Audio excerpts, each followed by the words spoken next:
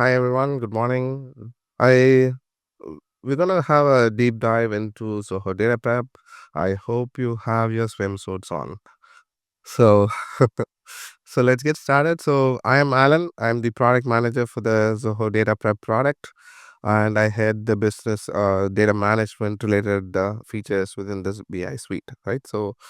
Um, Today we are going to look at a quick intro to Zoho Data Prep. So, what is Data Prep? It's an enterprise-ready AI-powered ETL platform. So, it helps you extract data from a ton of different places, transform it, and transformation in the sense of cleansing the data to improve data quality, transforming it to fit a particular data model, enriching it, or blending data sets from different sources together, right? And then what you would do is get that prepared data to whatever destination that you want, right? So it can be to your analytics platform for analysis, or to your data warehouse solution for consolidation, or to train your own ML models, or just to an applications like CRM or Creator for downstream consumption of your data, right? So this entire process is what we call as ETL, or a data pipeline, and it has to be automated so that you don't waste your time, doing all of these processes manually. So why would you need data prep, right? So you need to have good quality data. That's the whole concept of data preparation, right? So good quality data gives you accurate insights, and that drives better decision making. With You've heard about the term garbage in, garbage out, right? So if your data is not good, your analytics is not good. And you have data from a variety of different places. Organizations today bring in data from hundreds of applications. So you need a system which will allow you to get data from all of these different sources and put it into a consolidated system so that you can create a consolidated or a 360-degree view of your business, right? So, and you want these processes to be automated. You don't want to be doing them manually, not using Excel. You want to do these things in a scheduled manner, or based on any event triggers that are happening in your source system. And finally, you want the tool that you're using to handle your data to be um, compliant with the regulations that you're working with, or help you be more compliant, handle private data or personal data more effectively, right? So this is why you would need a platform like Zoho Data Prep. So where would you use it? Like I said, you can push the data to applications. So for example, you would need to collect some data from an events and then push leads to CRM, and before that you would need to clean them up, right? So you can also set up regular syncs to Zoho Creator, from using data that's coming from a database, for example. And you for in the analytics context, data preparation is an integral step wherein you would want to improve the data quality before you get started with the analytics, right? And lastly, you would want to just move data from one place to another for consolidation sake, so that all of your data from different applications, different silos get merged together. So this is going to be a quick look on the flow that we're going to use. We're going to take some leads that have been collected in different events that have happened in the US and in Dubai. I'm going to append those, and we're going to enrich it with some company information and dial code information that we've acquired from a third party vendor, and then get that enriched data pushed to Zoho CRM, right? And we'll also explain how this can be exported to analytics as well, with to calculate some ROI on those events, right? So let's get started. Let me jump into my demo setup here. Okay, so this is the Zoho Data Prep homepage. Let me just zoom in a little in. Hope this is better. Yeah. Okay, so this is what you're seeing is the homepage of Zoho Data Prep, also called as the monitoring dashboard. So here you can see a list of widgets, a series of widgets here showing how many data pipelines are there, how many you've built, how many are scheduled, how many are running, how many workspaces is this spread across, how many jobs ran today, and of those jobs, how many were successful, and how many failed. And you also have a 10 charts below. So how many successful jobs? It's been a bad week. So a lot of failed jobs this week. So yeah, we'll have to do something about that. And we also have some widgets about recent pipelines, recent jobs that ran, so that you can quickly jump to what you were working on, right? So this is the monitoring dashboard, and let's get started with building a data pipeline. So here I can click create new to basically create a new data pipeline. So this is your pipeline builder canvas, and you start by integrating data into your a pipeline, right? So the first step in building your ETL pipeline is the extract part. So for that, we'll start by adding some data. So here you can press on the import data option and pick from variety of data source options that are available. So you can import from files, you can import from cloud storage solutions, you can import from databases, cloud databases, and applications like Zoho CRM, Zoho Analytics, Begin Forms, and so on, right? And we're also expanding this catalog to support third-party applications as well. We've started with a few now, but we'll keep expanding these. So here I'm going to import from work drive. So let me go to cloud storage, pick work drive, and I can easily pick data from a variety of different folders. So here my US leads are in a particular folder. There's 3 different files. I will have to merge them together and treat it as one data set, right? So for that, what I'll do is let me not use the visual interface here, but go to advanced selection so that I can treat all of these different files as one data set. So what I'll do is I'll just say the folder path. So it's in events folder, I think US leads, and the files in this panel. So US leads dot star dot csv. So basically what I'm doing is I'm picking the I'm typing in the folder path, and I'm creating a pattern to match all of these different files, right? So that what that will do is basically import all the data into a single data set. So this could be 3 files, this could be 50 files. We support up to 100 now. So what I'll do is I'll check this box to merge these as a single data set and click on import. So what this will do is parse all of these CSVs, merge them into one, and it's giving it a name, but it basically has all of the data. So let's just say it's US leads and rename this stages that way. So if you go into a particular stage, you can also see that the data has been already merged, right? So we have this source column. So where that lead data is coming from. So all 3 events, locations, data are merged together, and as simple as that, right? So this is how you'd import a bunch of files and merge it into one. You could also use AskZia for importing data. So this is a brand new feature that we've launched, and with AskZia, all you have to do is like import US underscore leads from my Amazon RDS connection.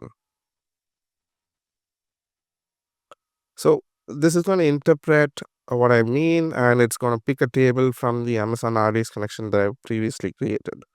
So, and this is powered by the Bring Your Own Key OpenAI integration, wherein this will parse and understand my commands and figure out what I'm talking about in terms of what connection to be used and what kind of table it's supposed to pick, and give me a suggestion on what I should do next. This is a brand new feature, but yeah, I think we've got the response. So it's going to take the public dot US underscore leads table from the Amazon RDS connection that I've created previously, and I'm going to click import to start the import process. So the import process is pretty similar to how you would import from a table. Just going to take a few moments to import it into the application, right?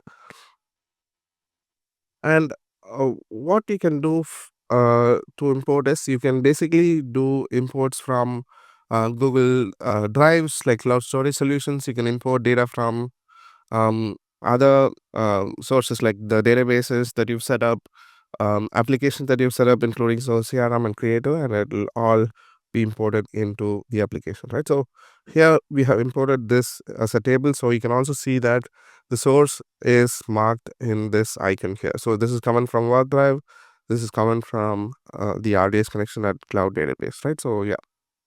So now what we'll do is import the data from the um, leads that we've collected in Dubai. So I'm just going to import that in during using the normal process. So just go into OneDrive, pick that yeah, data from data, go into demo, yeah, this one, and yeah, Dubai leads, right? So this is the normal way you would import. Just if you want to pick up a file that you want to import into a stage in these in the into the pipeline. So just merge this in. So I just wanted to show how ASCII can be used to import. So I don't need this anymore. So let me just drop this from my pipeline so to make it easier for me to import and manage my data sets. So here what I want to do next is to merge these two data sets together so that I can then perform data cleansing operations on top of the merged data. So again, I'm gonna pick asks here to do the file merging for me. Let's say append US leads and Dubai leads to create all leads data set. So what this is going to do is understand that I want to make a union, right? So it's going to merge the records from the US leads dataset and the Dubai leads dataset into a single stage, which can be visualized here. So it's actually understanding the so we have a visual way of doing these append operations as well, but we've recently launched or opened up AskCA as a beta version to customers for tryout, and this is basically using the generative AI capabilities of the OpenAI platform and understanding the commands that I'm giving it and interpreting it as a transform that is within the platform. It's not doing the merging itself, so it's passing in commands back and forth, right? So let's see if this works, or we'll switch. Super. So yeah, it's using the merge operations preview built into the platform. It's already matched all of these different columns together, even if the column names are not the same. So here, ID is not the same as batch ID, but it's still found a way to merge these together. And this is all automatically done with the power of the LLMs that powers the Ask here, right? So all of these are mapped, and I think I'll be that this is what I want. I'll apply the transform so that I can create a new stage within this data pipeline that has the merged data together. Give it a minute. Yeah, awesome. So yeah, now it's appended the data set. Let's jump in and see how the data looks and see if we need to clean it up, make some changes, and see how the data quality is. Now that we merged all of the data together from all of these different events, let's see if we have good quality data. Apparently not, right? So we have some 12% of invalid data, which we need to fix. There's a bunch of invalid data in the phone column, and there's a bunch of invalid data in the date column. So let's go one by one. In the email column, we can see that there's a little invalid data around 10%. So let's see what kind of invalid data is there. We can just scroll down to see the invalid records being marked as red on the cell itself, right? So here we have this mail to colon or as a prefix on these email addresses, which is making these emails as invalid. So what we can do here is basically select the offending text, and it is basically going to create show us the suggestions about what to do with that text, right? So here let me see if there's any other yeah, this is another example of the same thing. So yeah, so what we'll do is we want to replace this and remove that offending text from the email column so that it makes it valid. So I'm going to click apply. You can also see the change happening right here on the live preview. I'll click apply to make those changes live. Next, I still have some invalid data. You can also use the invalid data data quality bar to kind of filter the invalid data and see only those records, right? So here is all the invalid data in the email column. Let's see how we can fix those. So yeah, this is a typical problem. The ad is written in text rather than as the symbol. We'll use the same replace values matching suggestion.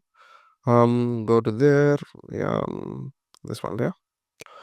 Edit the suggestion, replace it with the ad symbol, and you can see the live preview again. And this is kind of gonna fix some of the values. Let's see. Okay, yeah, we still have some invalid data. Let's jump into that. So these emails don't really seem to be valid, and I think these are basically junk leads that I can do nothing with. So I'm just going to delete these rows, right? So it's one way of clearing the data, removing junk, right? So not just fixing them. So let's look more focus to the phone number column. Just a lot of invalid data. Phone is not typically considered a numerical field, but here it's marked as numerical field because one of the data sets had phone numbers without any special characters in them. So what we'll do is we'll ask um, we'll try and remove the special characters from the phone number using asks here. So let's ask it to do that. Let's see if yeah. So remove special characters from the phone column. Yeah.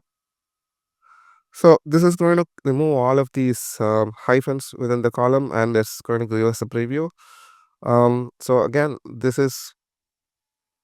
ASCIA or this section of ASCIA that's available within the Data Prep Studio page is powered by the Zoho LLM, right? So the one that we saw on the outside is powered by Zoho OpenAI, which is why we see it being slow. But this is hosted on our servers, so it's a lot faster. And we can also see the preview really quickly here. So how the previous value has been changed to what is there now. So and we can apply the transform again to make this change permanent. So we fixed all of the invalid values in the phone number column in just one stroke. So let's see what's the problem with the date column, right? So let's we can call last year later. So date column, let's see, scroll down. What's the problem? Okay, so we have two different varieties of date formats in the same column. One of this is considered valid, one is not. So what we'll do is we can use a transformation called unified date formats.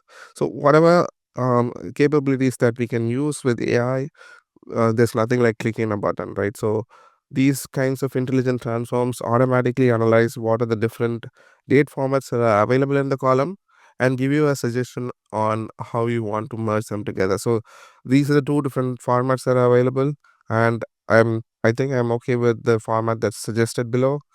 And I'm going to click apply to make that change permanent, right? So all of these different values here with the long date format is now consolidated into this DDMMYYY format, and yeah, everything is good. And yeah, I don't have any invalid data to work with on this data set. I have some missing data too. Missing data though. So here in the source column, I see the event location, or the event location is being shown here, but some of the records don't have that, right? So let's see why. Um, okay, so I think these events happened in Dubai, and which is one of the reasons it doesn't have that source, because there are multiple events happening in the US. So there was a reason to mark the source. But since there's only one event happening in Dubai, they didn't mark the source at all. So what we'll do is basically fill in the empty cells in the source column using a quick transform here. Again, we could use Astia for this as well. So let's do fill empty cells. Fill it with a custom value. So this is going to be Dubai 2024. So and click apply. So this is one of the ways we can improve the data quality to fix invalid data, to fix missing values into something else, right? So now I think we've kind of fixed all the apparent problems. So let's see if there are any problems that are not very clear or very immediately apparent, right? So we can quickly see that United States is not spelled correctly. So that might be a reason to look into this column. So let's see if there are any other problems. Oh yeah, so United States is spelled into three different ways. This always causes a problem when you're creating reports, right? So people enter names incorrectly, company names, account names, and what you end up with is data being split into different parts. So we have another nifty transform for that called cluster and merge, right? So what this does is basically finds out different varieties of the same name and groups them together. But again, it's not foolproof, so you have to kind of review it. Here, United Kingdom is not United States, but it is kind of found out different varieties of other things like UK. So what I'll do is I'll just change everything to United Kingdom so that all these different versions of UK is also merged there, right? So, and this is the right spelling for Malta, right? Yeah, and Ireland, Sweden, all good. So, okay, I'll zoom in a little bit. So, yeah, so you have different varieties of United States being grouped into this value and different varieties of UK. And these are something that we didn't even notice, right? So, we only saw that there's a misspelling in United States.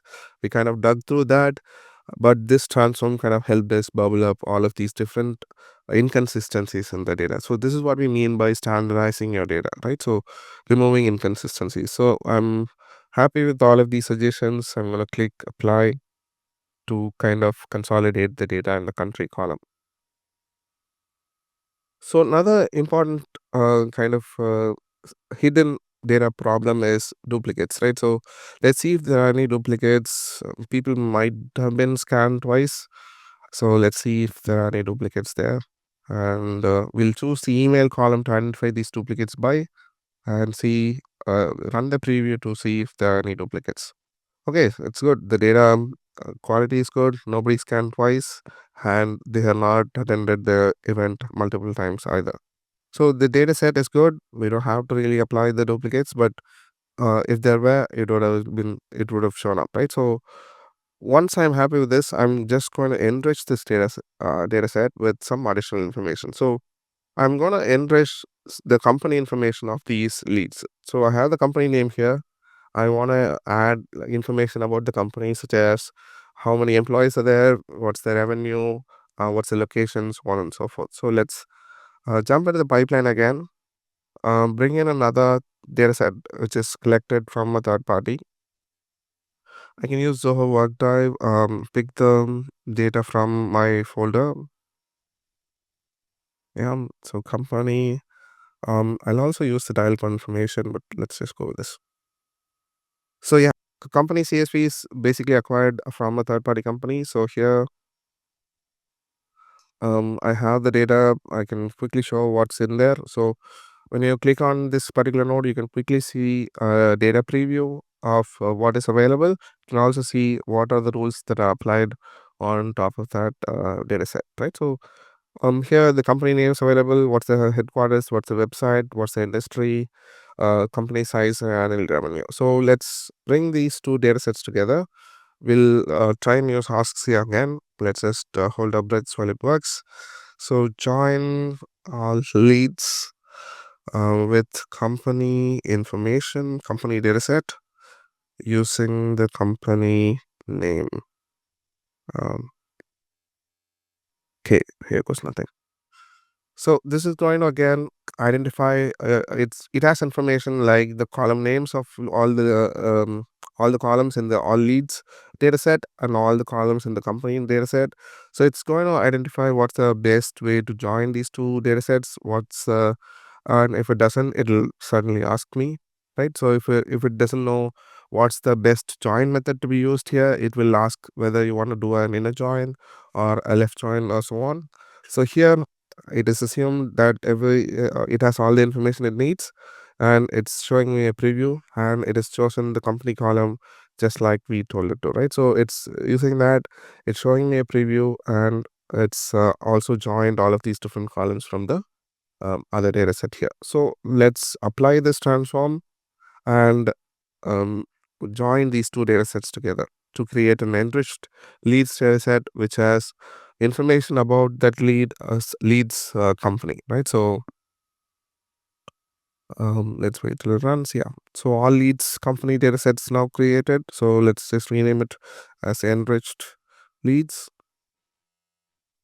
Yeah, so now let's jump in and see if everything is good, and we have all of the columns available. There's no invalid, or there's still invalid data that we need to fix, right? So let's see if we can fix this. So there's like invalid values are in this, right? So this is a numerical column, and the prefix 40m is causing these issues. So let's try and fix that. So let's replace this m with 6 zeros, I think. Yeah, so let's go into replace value suggestion, pick the m as the static value here, edit it, replace it with 6 zeros. 1 2 3 4 5 6. Yeah, and yeah, this should do it. So now we fix the data quality problem while enriching this data, because oftentimes when we are integrating data from third party, it might not be exactly right. You might still want to improve or fix some data quality issues even when it's being curated and offered for a cost, right? So that's something that we've dealt with here. Now, what I can do here is I can then push this enriched leads to my CRM setup. So before we do that, let me just show you what whatever data processes that we did get recorded as different role sets, right? So we did basically fix some issues in the email column. We removed the add and replaced it with the symbol, and we removed some unwanted leads which had some junk email values, and then all of these different operations that we did. So all of this is tracked in what we called a rule set, and whenever the data gets refreshed, so all of the data that we imported was from OneDrive or from a database or from a third party data source which is connected. So when you are refreshing that data, when the new data is flowing through, all of these rules will automatically get applied, so you don't have to do anything manually, right? So that's a part of this, and what's more is you can always go back and edit it. So if you have the option to, let's say, correct this, you want to replace it to something else, you can do that too. Obviously it's not right, but you have the option to adjust these rules, reorder these rules. If you don't want them any longer, you can also delete these rules, add more, and you can work your way through your data pipeline that way. And all of this also gets kind of logged, right? So you have edit history here, so rule set history, wherein all of the changes that I did are logged. Even if I do an undo or redo, that will also get logged, so you have complete control over what's happening on that data set, who's made those changes, when that happened, and you are not left in the dark about how your data has been prepared and how it's you know how it has come to that state that you are consuming it, right? So let's jump back into the Python, so wherein I'll export this interest leads to CRM. So once you have prepared the data, what you'll do is basically set a destination to it. So here, leads have to be loaded to CRM. So let's do that. So I can choose the CRM here, and let me import it in the leads module. Again, if I'm working with the development environment, I have the option to choose that as well. This is a special feature that's available for Zoho CRM and Creator. Let me zoom in a little bit. So you can export it to a sandbox environment or the production environment, so that if you don't want to mess up your data, if you are in a testing process while you're developing your data pipeline, you could choose this and then test it out. When the pipeline works well and your data in CRM is not affected in any way, you could then push this data to the production environment, right? And you can choose to what organization you want to push this to, what module you want to push this to. You have the option to push to all the standard modules as well as the custom modules, and you can also update lookup fields, so on and so forth, right? So, and you have the option to choose how these records get added into the system. Here I'm adding data from an external system to CRM. So you have the option, we are only basically inserting these records. So add only new records is the option to go. But if you are taking records from CRM, blending it with the third party data, and then pushing it back to CRM, then you would use update, only update records, or only add and update records, or both add and update records. So these two options would need the lead ID or the primary key column of that module that you're working with. So it can be a lead ID, it can be a contact ID, account ID, whatever. But you would need that ID for you to update those records in CRM, right? Here we are inserting, so we don't need the ID column, but we still have an option to kind of avoid duplicates, right? So if we have a field like ID that's already here, you can avoid sending a duplicate to that destination. So once I'm happy with this config, I'll click save, and this can get configured to the destination. So there's a process called target matching as well. So when you run this data pipeline for the first time, what will happen is it will match all of the columns that are present here and map it to the CRM destination. So the first job might fail, but that gives you an understanding of what columns are required in the CRM for that particular module and whether you have that mapping done right. If you don't have that, we can certainly make those changes by renaming these columns, attaching a different data type to that column so that it matches with the data model that's available in CRM for that particular module, right? So we've set up export to CRM. What I also want to do is to kind of analyze the ROI of this whole operation. So I want to see how much leads have come in for each of the data source events that I've conducted, right? So let's do a branch here and do a pivot. So I want to understand an aggregate value from this data set. So what I'll do is I'll add the source column as a row and the aggregate as the the lead ID, right? So I want to do a count. So it's basically giving you a count of all the leads for each of the data sources that we are working with. So let's do a pivot here, and that gets created as a new stage. Yeah, so it got created. So let's mm, aggregate.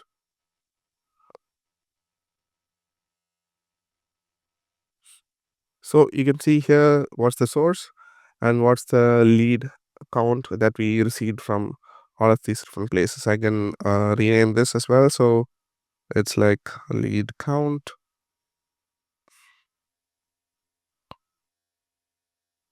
And if I wanted to go back and edit, this is a good way to showcase that. So I can go in and also rename the source column. So let this be event, right? And we can save these tools together. So I now want to kind of export this to analytics so that I can use this as a way to visualize how many events have been um, happening over time. I can also separate the year column from this. So just like that, I'm going to extract this into a new column so that I can add this to a same table in analytics and get year over year data on all the events that are happening, right? So here I'll again go in and rename this as year so I can see year wise information of um, the ROI of these events that are happening, right? And I'll add a destination to this, push it to Zoho Analytics. um, yeah, here I'll create a new table for this data prep demo, and I'll add the rows to the end. So whenever we process this data pipeline, when we are adding data to CRM, we are also doing an aggregate and adding that summary to analytics in a table so that we know whenever data gets added to CRM, we know how much data has been added there, and we can use that to kind of understand the trend of how many leads we've added from these events over time, right? So again, we will click save and create this new table in analytics.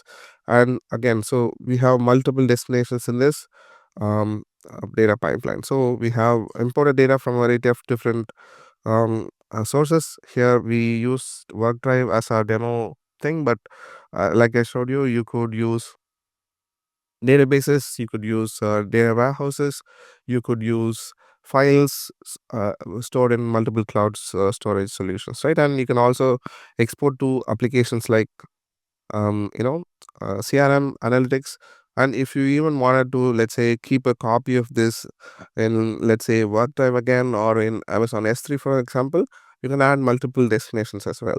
So one of the questions that people ask is, can I send the same data to multiple destinations? It is possible, but we don't allow you to send multiple data or multiple destinations with structured data, right? Because the target has to match the data that is available. But if you are exporting to multiple destinations as a file, you are allowed to do that. So here I can add destination to S3 or even OneDrive for that matter. So let me just push these enriched leads to the same events folder, save it, and you have another export that's configured to the same node. So all these enriched leads that are going into CRM also get copied to the work type folder. So if you want to share this with someone else, you can do that as well, right? So this is how you would build a complete data pipeline from end to end. Now what we'll see is how what are the features that help us to manage it. So similar to rule set, all of the different changes that we did while building these data pipelines are also added or tracked in the version history, right? Each and every change, including adding a source, removing a source, using asks here to make changes, including the rule set changes, all of these are added into the rule set. So we did about 29 changes here, and you can also see a filtered view of this. So what happened today, what happened yesterday, and which user made those changes, and the type of versions that are marked there, right? So this gives you a complete audit of what all changes that have happened, and if there's something wrong with your data pipeline, you can always go back and see who has made that change, and you can also have an option to undo those changes, right? So I don't want this backup anymore, so I can just quickly undo that so that the destination that's being configured to OneDrive gets reverted. Again, if you change your mind, you can always redo, and all of these changes are tracked in OneDrive, right? So once you're happy with your data pipeline, what you'll do next is test it, but by running this data pipeline. So when you run it, you can also choose an option to order the exports. So you want the CRM export to happen first and then the export to analytics. That is also possible. This will certainly be useful when you're exporting to a database where there's like foreign key relationships. You're sending the data to the master data table first and then sending to the data table, right? So in those cases, you would set up an ordered export and use it in that way. Here the order doesn't matter a whole lot, but again I can configure that when I want to. Right, I can then click run to actually run this data pipeline, which will basically process everything from the import, all of these different stages, append the data, and then do all of these joins and pivots, and then push it to my destinations. I can also schedule this. So here, let me show you how the schedule options look like. So here I can set it to repeat on an hourly basis, daily basis, weekly basis, and I can also set up a specific time. Even on an hourly basis, if you want it to happen like 5 minutes past the hour, like 12, 5, 10, 1, 5, 2, 5, so on and so forth, that's also possible, right? So there is a lot of granular control, especially when you look at like longer terms in like monthly. So if you want to run on the first of every month, or if we go from the end last of every month, these kinds of granular configurations are also possible. And let's say you want to do weekly, if it's a backup process, let's say you want to run only on Sundays and Saturdays, you can set this up and it will only happen on those days. So you have a lot of control here. And this next section is about import configuration. So when you're scheduling your dataset, you need to configure how your data gets refreshed, right? So it can be importing all the data all the time. So in case of a work drive and so on, This is how it will be. But you can also set it to fetch newer data that are added to the system, right? So in case of files, you can set up incremental fetch. You can basically watch for new files that are added to the same system. Since we configure the import to take files with a specific regex pattern, so any files that match that pattern that have a modified time later than the previous sync will automatically get ingested and then processed and sent through the pipeline, right? So the same thing will happen for databases as well. So if you mark a certain field as the modified time field, it will use that field to filter new records that have been created and then take those records and then process them and put them through the pipeline. So you have all of these options. So Dubai leads, again, I can configure that if I had given a regex pattern there, but since I just picked the file from the list, it's a static thing, I could only updated fully. So that's the difference here. So if you use the advanced selection and the regex pattern while importing it, you have the option to pick new files as and when they get created. But if you pick a static file, you wouldn't get that option because there's no pattern to pick files dynamically, right? And again, in this company column, that's just a flat file that might get updated. So I can just import it every time. And if I think this company information file is a static thing, let's say for example, this has information about time zones. So that file is unlikely to be updated every time, right? So what you can do is you can also set it to not import every time this runs. So it's a static file; it will not get updated. So you can just keep it at do not import data. So what will happen is the stages that are after this will not get processed, allowing you to save some processing costs, right? So once we're happy with all of these changes, I can save the import configuration, and now it shows us the import config is all set. And we can also choose to pause your schedules after receiving multiple failures. So by default, what happens is the pipeline will keep running even if it encounters a failure, so that the pipeline doesn't get stopped. So most of the time when people schedule these pipelines, there might be an error 1 hour but not the other. So we don't want to automatically pause or stop the schedules. It'll keep running till you want it to stop, right? So you can always go back and backfill the data that's missing for that particular hour. But if you notice it late, that pipeline failure might affect a lot more than just the hours failure. So we have this option here. If there's a um, continuous 5 failures, then pause that pipeline because there's a um, good chance that it needs manual intervention to get fixed, and you don't want any processing to add up because your pipeline is still going on and on, right? And you can also set it up to stop exports if it has any data invalid values. So this is applicable only for your file destinations. For application destinations or database destinations, you're obviously not allowed to export invalid data. So in case you have text values in a numerical column, CRM won't accept it, neither will a database, right? So we will mandate that for structured destinations which have strict data type rules.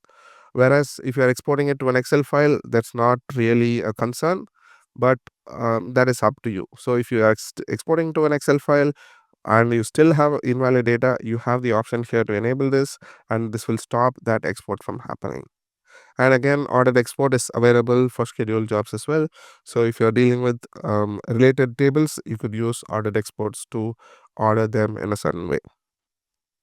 And once we save this, the configuration gets applied and then it can kind of go there. So what happens is the schedule also marks this the first time you configure a schedule, it also marks this data set as live, right? It used to be in the draft version, and you can also see this marked here in the data pipeline version history, right? So here v1 or a published version 1 is created, and this is the live version that's going to be picked up by the scheduled operations. So if I make any more changes, let me zoom out.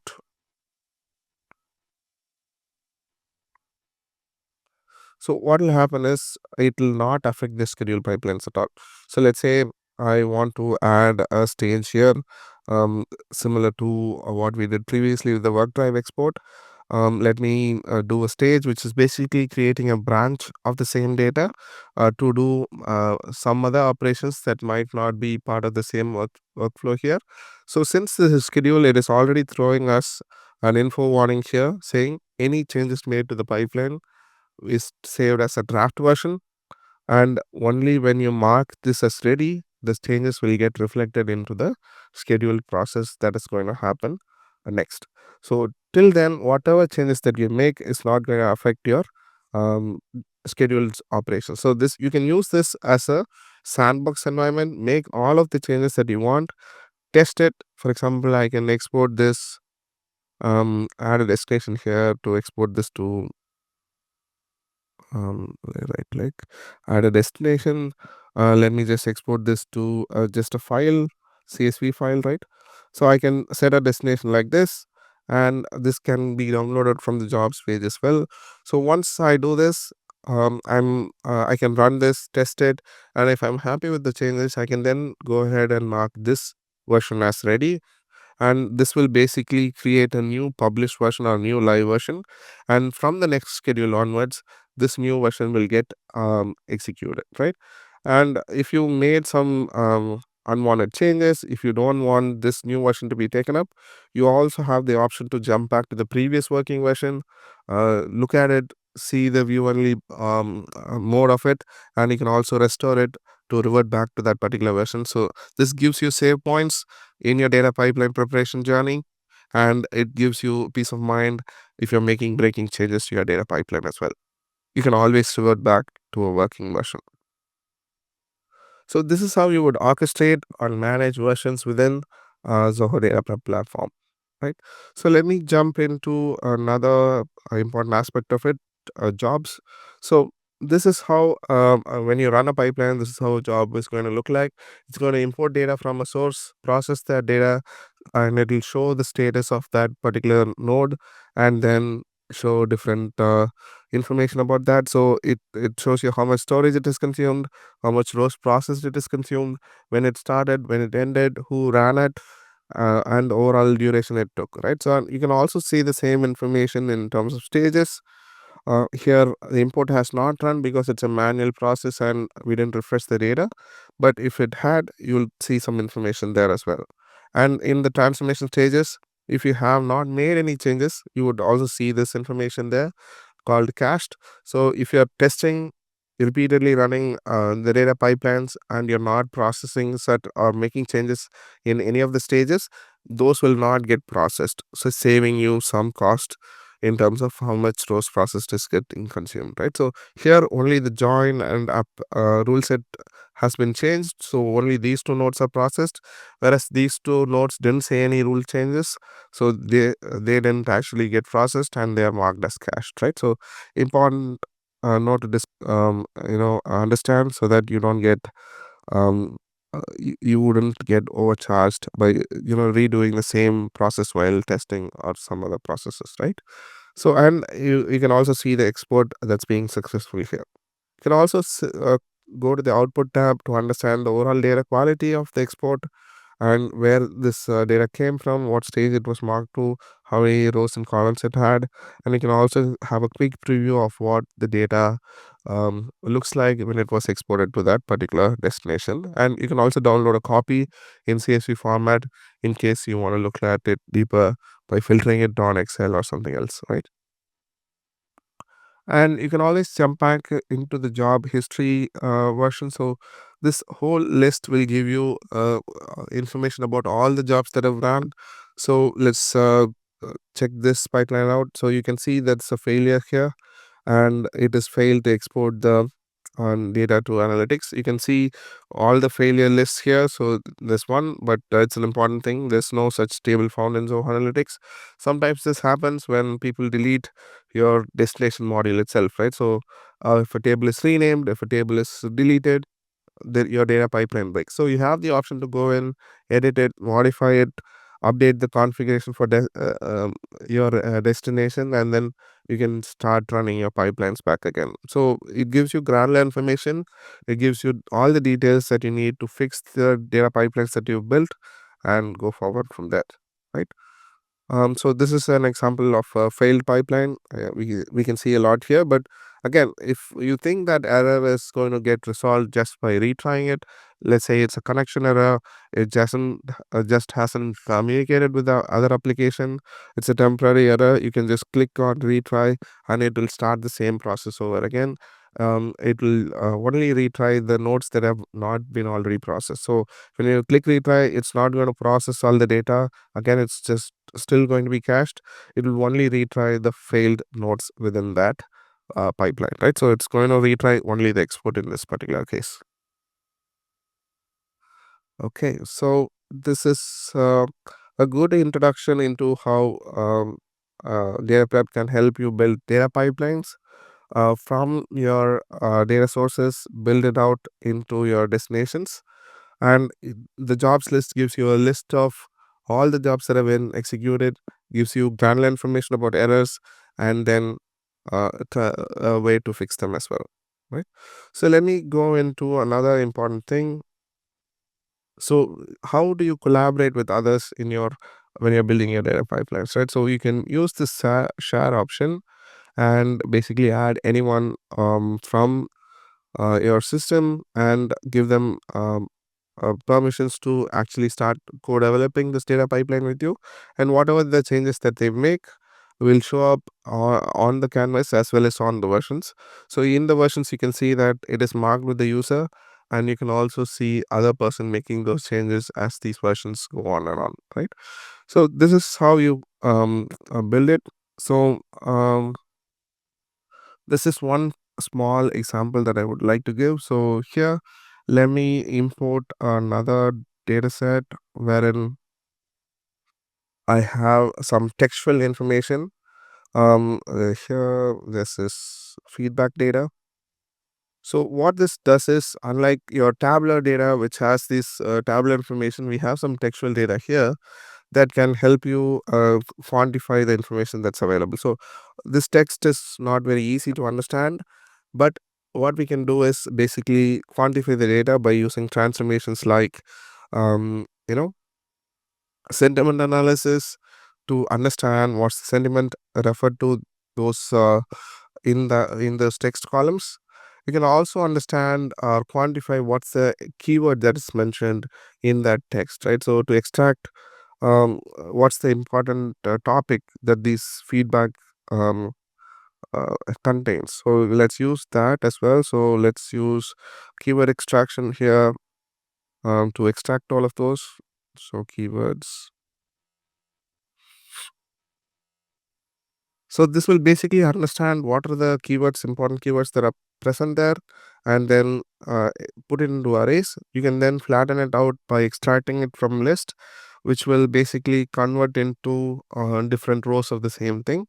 So here I'm just gonna say keyword and import it, process it in a way that makes each keyword into its own row, right? So now I can add it to a destination like analytics to understand what is the important topic that these people are talking about, so that I can kind of understand the intent behind this feedback and how we can kind of quantify it and prioritize the feedback that's been received, right? So here we can see the feedback being processed. We have the same data set here, so we have the sentiment and the keyword here, and we can basically build a word cloud chart like this.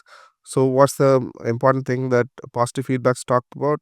The product experience is great, the user permissions management is good, and what's the most important thing that negative feedback talks about is customer service experience, and this is something that we need to look at to fix, right? So with a couple of clicks I can easily prioritize what